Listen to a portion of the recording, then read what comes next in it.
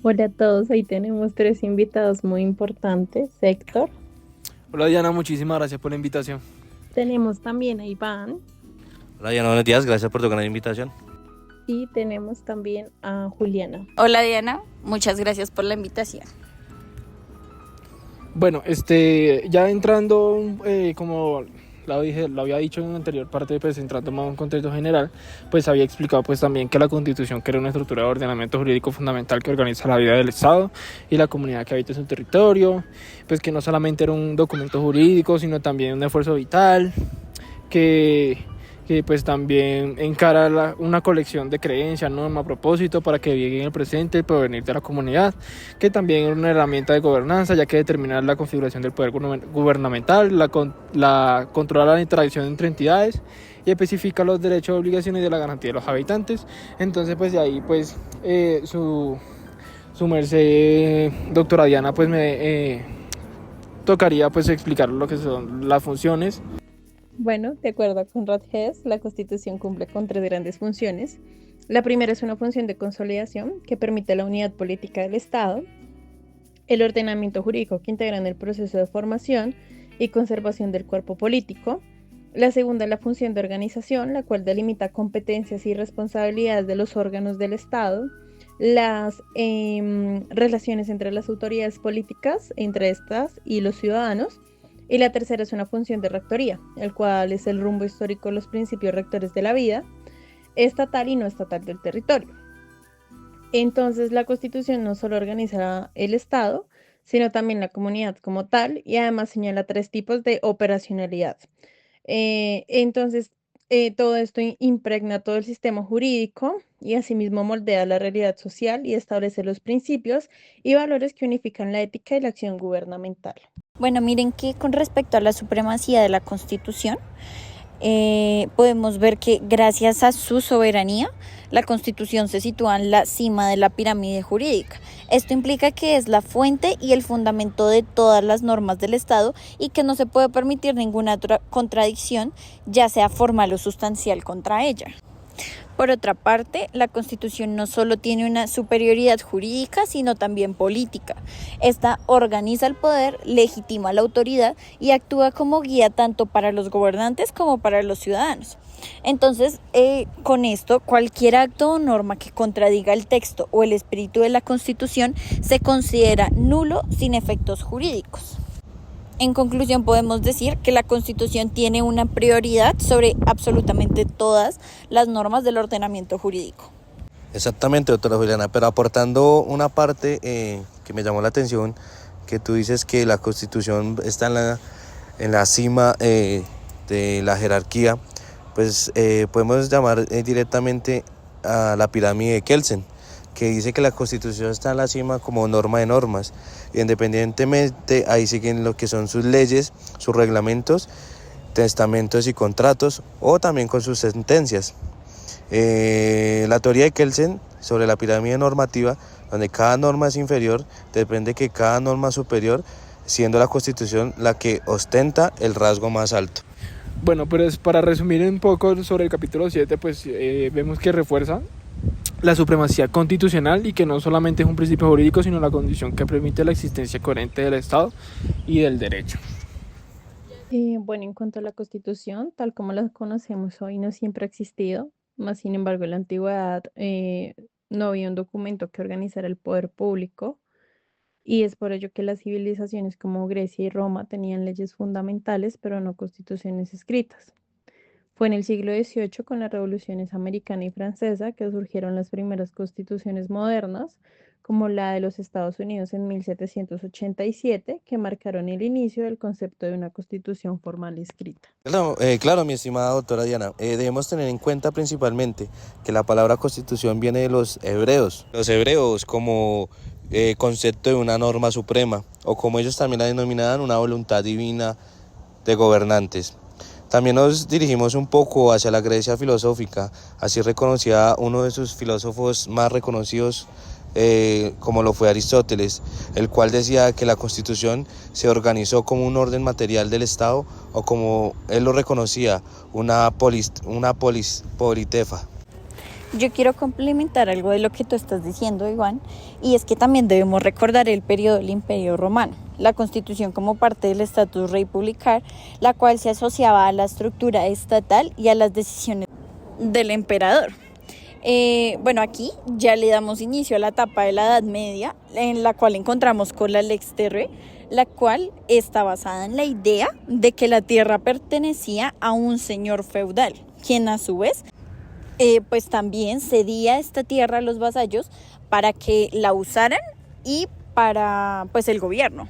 Bueno, ahora nos centramos en el surgimiento de los pactos para limitar los poderes. Dando un ejemplo, nos encontramos la Carta Magna de 1912, el cual fue un documento que marcó un punto crucial en la historia de la libertad y los derechos individuales, siguiendo que en nuestro recorrido histórico nos dirigimos a la Edad Media, donde nos encontramos con la Constitución como ley fundamental que limitaba incluso al rey. También nos encontramos en el caso de Bonan de 1610, el cual fue el pilar para que los tribunales dieran invalidez a las leyes si son contrarias al derecho y a la misma razón. Bueno, ya pasando por este recorrido histórico y dando culminación al siglo XVIII, la Constitución ligada al origen del poder de Thomas Paine y a su vez la Revolución Americana, como marcó el inicio del constitucionalismo moderno. En este punto debemos de preguntarnos cómo ha cambiado el constitucionalismo a lo largo del tiempo.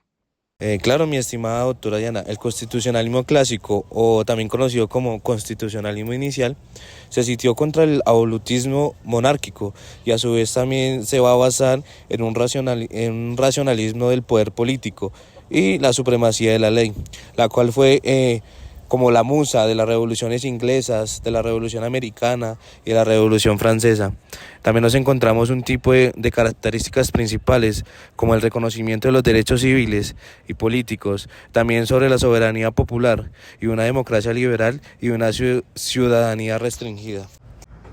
Mira que también me parece importante el constitucionalismo social, que pues este se impuso a finales del siglo XIX y el siglo XX y pues nació a partir de la Revolución Francesa, mexicana y la bolchevique, que nos induce a unos derechos económicos, sociales y culturales y de acuerdo a esto pues podemos encontrar dos variantes en ella.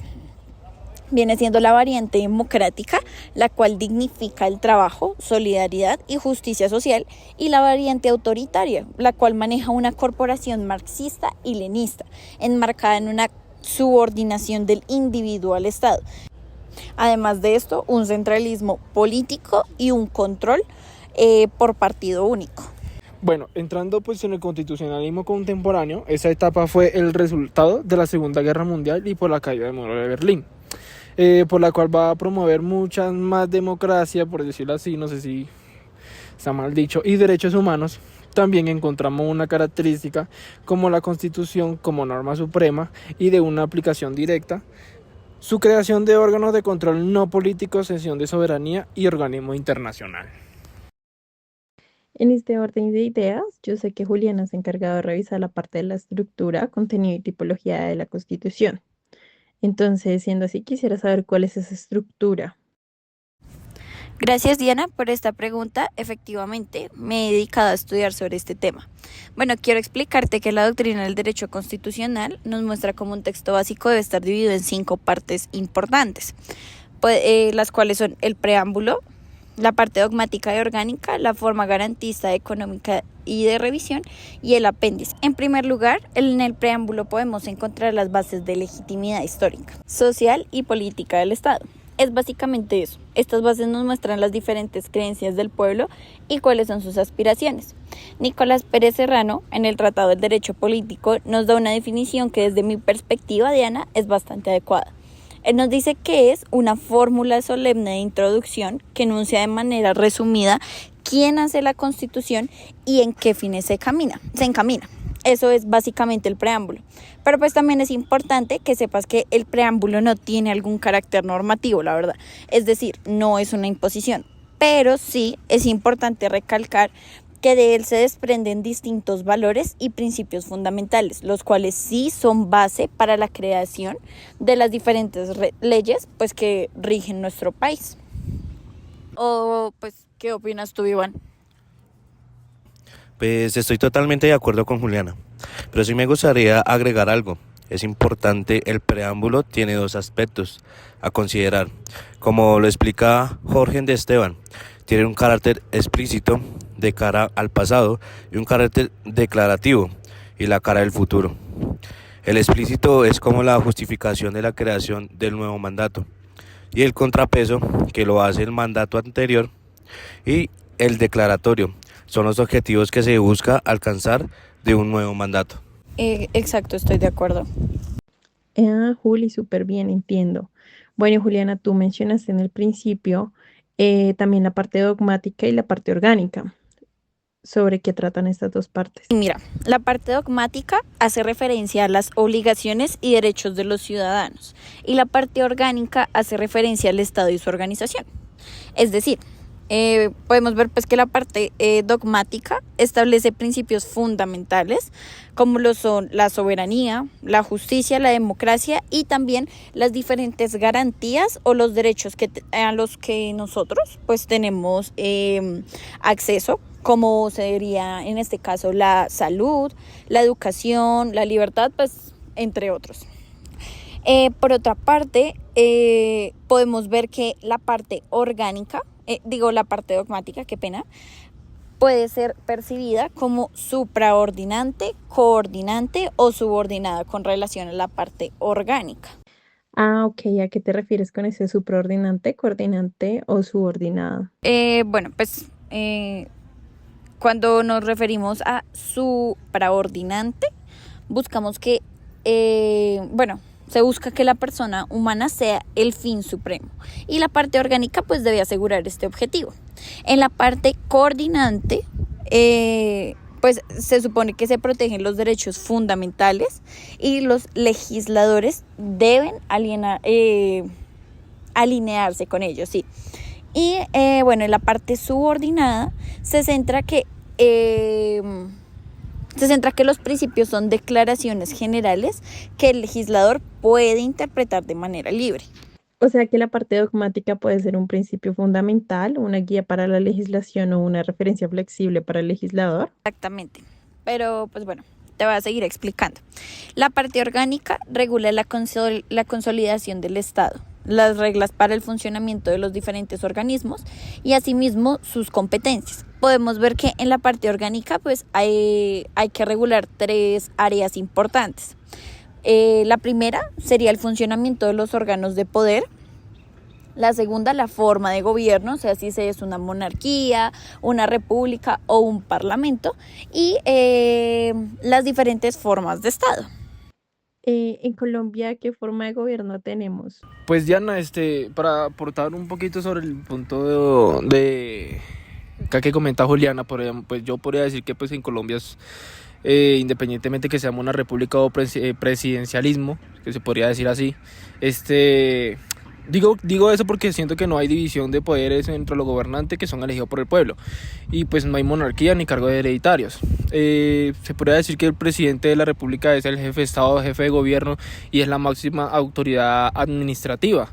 Pues en nuestra forma de estado es unitaria, se podría decir que es unitaria porque pues aunque el país está dividido en departamentos y municipios, el poder nacional predomina sobre las entidades territoriales. Juliana, sigamos con las diferentes fórmulas que mencionaste. Entonces, podemos encontrar que hay 3 fórmulas diferentes. La primera es la garantista, la cual se encarga de la protección de los derechos fundamentales y nos da mecanismos que nos ayudan con esto, como viene siendo el habeas corpus. También podemos encontrar dentro de esos la acción de amparo, la acción popular, la tutela y entre muchos más.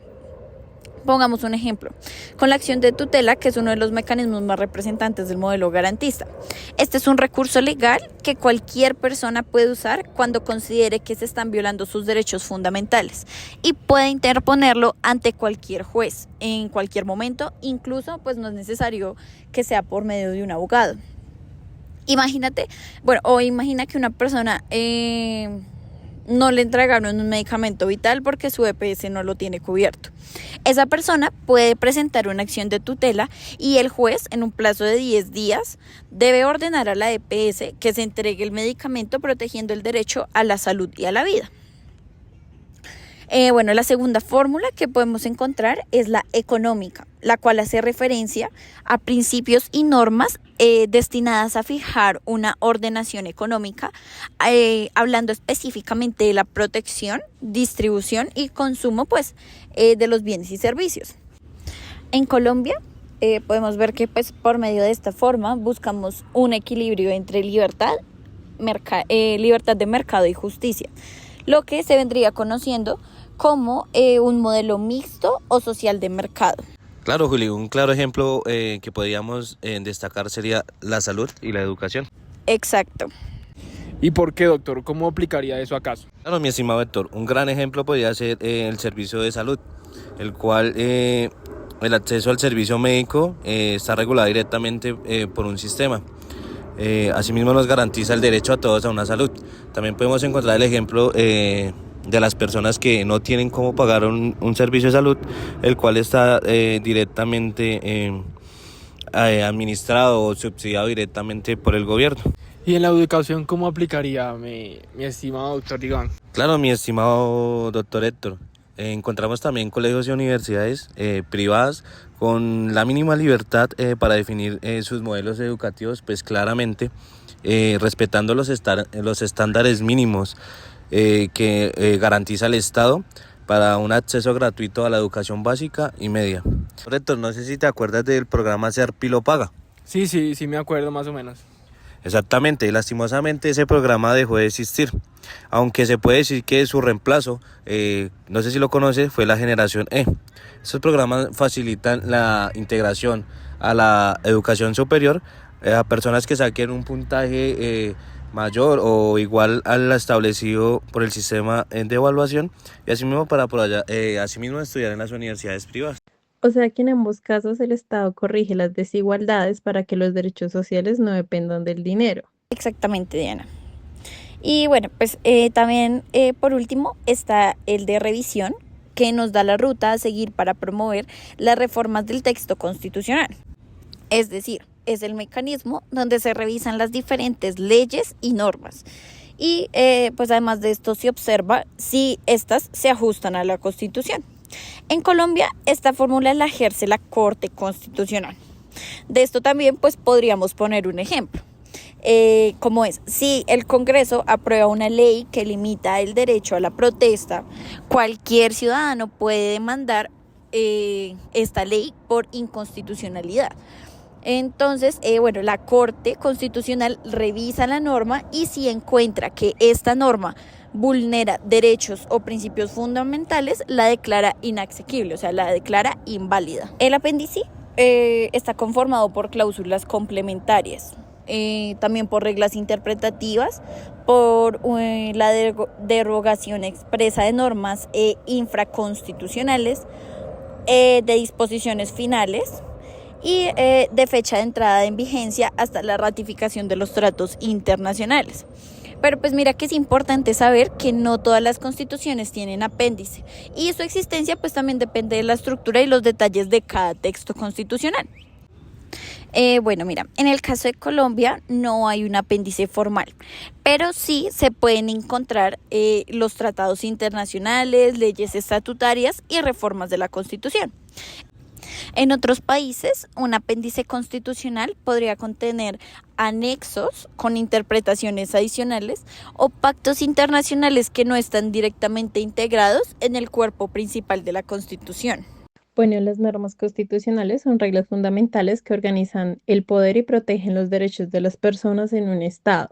Estas normas definen cómo se estructura el gobierno, cómo se distribuye el poder y cuáles son los derechos fundamentales de los ciudadanos desde que surgieron las primeras constituciones modernas, ya que han sido esenciales para garantizar la estabilidad y el orden en una sociedad.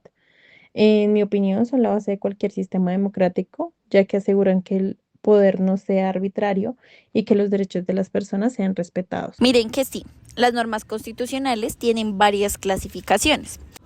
Las declarativas son aquellas que no imponen una obligación o una restricción directa, sino que establecen una declaración de principios, hechos o situaciones que se consideran verdaderas o reconocidas. Es decir, simplemente declaran algo sin que implique un mandato específico o la creación de un derecho u obligación inmediata. Un claro ejemplo sería, no sé, toda persona tiene derecho a la igualdad ante la ley. Aquí la norma declara un principio de igualdad, pero no describe los procedimientos ni las sanciones que hay por la violación a esto. Sin embargo, sí sirven de base para la creación de leyes y acciones judiciales. Por otro lado, las normas teológicas son aquellas, teológicas sí, son aquellas que tienen un fin o un propósito específico, es decir, su objetivo principal es basado en alguna finalidad, alcanzar un resultado, pero además de esto no se centrarán tanto en la acción inmediata, sino en el resultado final. Pues estas normas actúan como guías generales del comportamiento legislativo y de la política pública. Pues bien, tomando un ejemplo, en el Estado sería la parte de que pues, el Estado debe promover el bienestar general. Pues no sé, esta norma siento que no establece que se debe lograr el bienestar, pero sí tiene un fin claro, que es asegurar que las políticas y las acciones del Estado estén orientadas a mejorar la calidad de vida de los ciudadanos, ¿no? Exactamente. En el ámbito ambiental, cuando se dice se debe proteger el medio ambiente para las generaciones futuras, su objetivo final es la conservación ambiental, pero las acciones específicas pueden variar. Autoaplicativas son normas que pueden ser directamente aplicadas por los jueces, autoridades o ciudadanos. Estas normas tienen una aplicación inmediata y pueden ser ejecutadas de forma directa. Además, se redactan de una manera demasiado clara. Con esto no necesitan normas adicionales para poder ser ejecutadas. Pero mi doctora Juliana, primeramente debemos tener claro que toda persona tiene derecho a la vida, que no requiere ninguna ley o reglamento adicional como para la protección de la vida, sea entendido o también definido. Para su cumplimiento pueda ser directamente exigido. Sí, Iván, exactamente. Ese es un claro ejemplo. Pero bueno, por lo contrario de esto, las normas programáticas o de principio no tienen una aplicación directa y sí requieren de normas específicas para poder ser implementadas. Esto se trata de normas jurídicamente imperfectas que requieren del auxilio de una norma para alcanzar la plenitud de la eficacia. Hernán Petzol Pernia dice que son las que precisan las líneas fundamentales del desarrollo futuro en orden a ciertas materias, o sea, es decir, que cuando carecen de un efecto aplicativo inmediato, aún así son útiles para el proceso de elaboración e interpretación de la Constitución. Un ejemplo es cuando se habla de el Estado proveerá la igualdad de oportunidades. Esto es un principio que guía el comportamiento del Estado, pero requiere de leyes adicionales para definir cómo garantizar esta igualdad de oportunidades, como puede ser, el ejemplo, el acceso al empleo, a la educación o a la salud. Y pues por otro lado podemos ver que están las normas enumerativas e implícitas, que son las que están de manera explícita en la Constitución. Podemos ver un ejemplo de esto, entonces sería el derecho a la vida, a la libertad, a la propiedad y a la igualdad ante la ley. Estos son derechos que están protegidos explícitamente. Los derechos mencionados son los que se consideran y no se incluyen otros derechos que no estén en la norma. Y qué pena. En lo último de las normas implícitas, podemos encontrar que son aquellas que no se expresan de manera explícita, pero que se deducen o se infieren a partir de otras normas, principios o de interpretación o de alguna interpretación general de la Constitución. Como también el derecho a la privacidad, aunque no esté expresamente mencionado, pues se puede deducir que el principio de dignidad humana o la protección de la vida privada. En cuanto a las normas o a las características claras de la Constitución, debemos de ser muy precisos. Son 6 en total. La primera es la norma suprema, que nos explica que es la ley fundamental del Estado por encima de cualquier otra legislación. La segunda es que es permanente, es decir, su duración es a largo plazo y solo se modifica con un proceso complejo. La tercera es que rige la organización del poder, es decir, establece la estructura del gobierno y la división de poderes. La cuarta es que protege derechos fundamentales, ya que garantiza los derechos y libertades de los ciudadanos. La quinta es una generalidad, ya que se aplica a todos los ciudadanos y autoridades sin excepción. Y por último, debemos de tener en cuenta la soberanía, ya que refleja la voluntad del pueblo como última fuente de poder. Principalmente se buscan 4 objetivos, Diana. El primero es comprender el alcance y su contenido, poniendo especial énfasis en lo relativo al sistema político que describen. Lo segundo sería comprender la conexión existente entre la Constitución y la realidad en la que se aplica. Como tercer objetivo podemos plantear teóricamente ideas sobre las virtudes y defectos de una constitución específica y además de esto promover una valoración didáctica para poder conocerla a fondo. Mi estimada doctora Juliana, ¿esto cómo se puede establecer o cómo se puede dividir? Pues mira, Iván, se puede dividir en 2. Serían las constituciones morfológicas, que se refieren al tipo de estructura y forma en que aparece el texto constitucional. Asimismo, esto significa que se rigen, que están divididas en rígidas, flexibles, escritas formales, materiales, también en codificadas, dispersas, principistas, reglamentarias, unitarias y complejas, entre otras. Y por otro lado, las constituciones ontológicas, que se refieren a la importancia de estudiar y contrastar el contenido de la Constitución con la realidad política, es decir, con el mundo.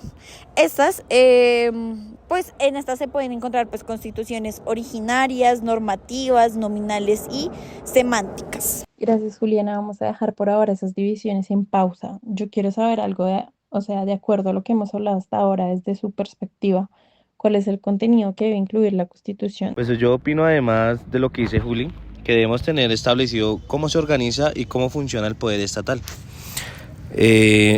Específicamente de sus funciones y sus deberes como funcionarios del Estado.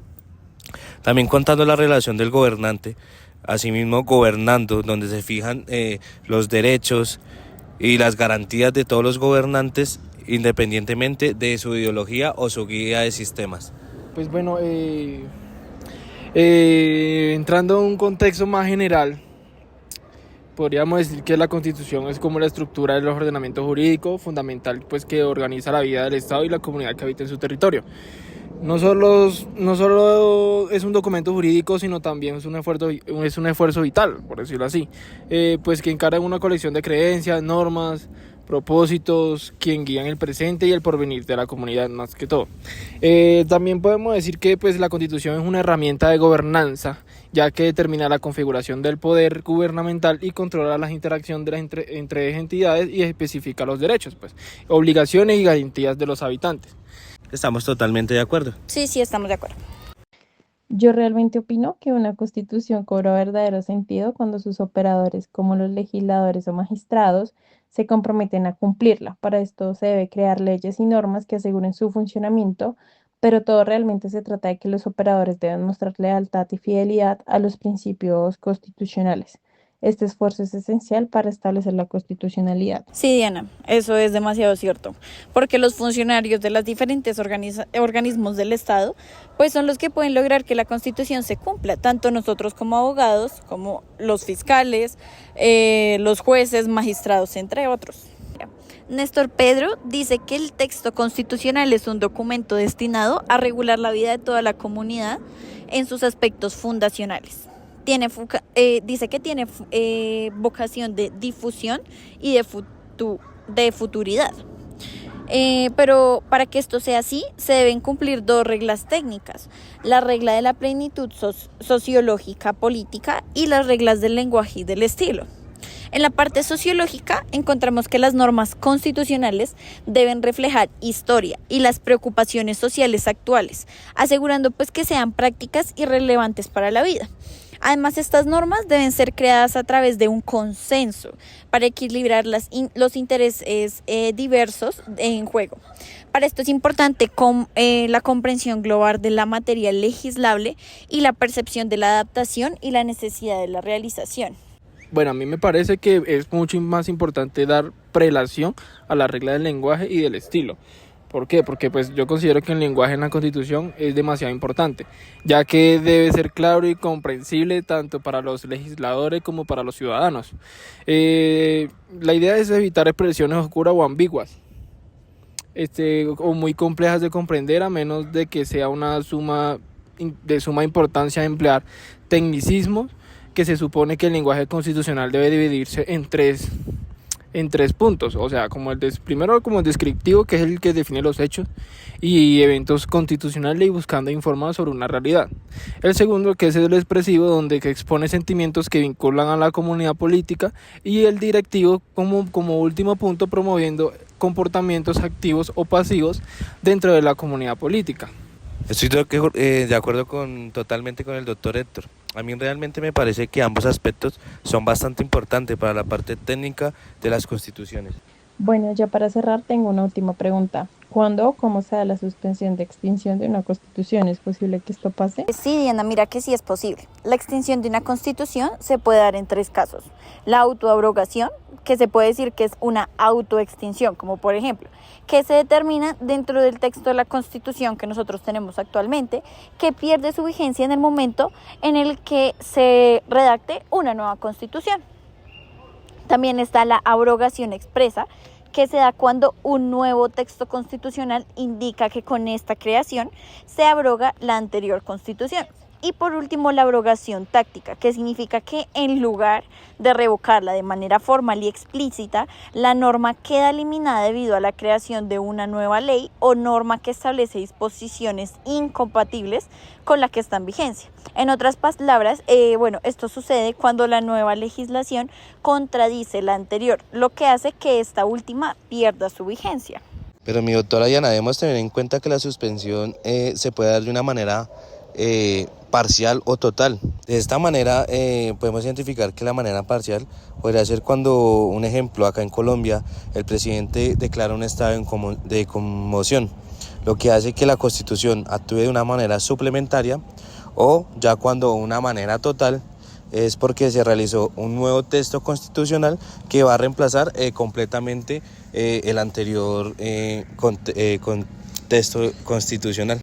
Bueno, pero también siento que es importante por último mencionar la abrogación inconstitucional, qué pena. Es cuando un gobernante pues que excede sus competencias y decide abrogar la Constitución. Al hacer esto, la autoridad se convierte en un gobernante que actúa fuera del marco legal establecido. Por ejemplo, el Fernando VII de España en 1814, tras su regreso en arresto en Francia, desconoció la Constitución de 1812, aprobada durante su ausencia, y la abrogó. Alejandro I de Yugoslavia en 1929, el rey yugoslavo abrogó la Constitución de 1991, que había sido clave para consolidar un reino centralista de serbios, croatas y eslovenos, aunque su propio ascenso al trono estuvo legitimado por dicha constitución. En ambos casos efectuaron fuera de los límites constitucionales y anularon las leyes fundamentales. Quiero agradecer en nombre de todos por esta invitación que nos hicieron. Realmente fue bastante divertido poder encontrarme con ustedes, hablar de estos temas tan fundamentales que pues a veces parecen poco. Le agradezco a Diana y pues espero que podamos seguir siendo invitados mucho más adelante. Un abrazo a todos y adiós.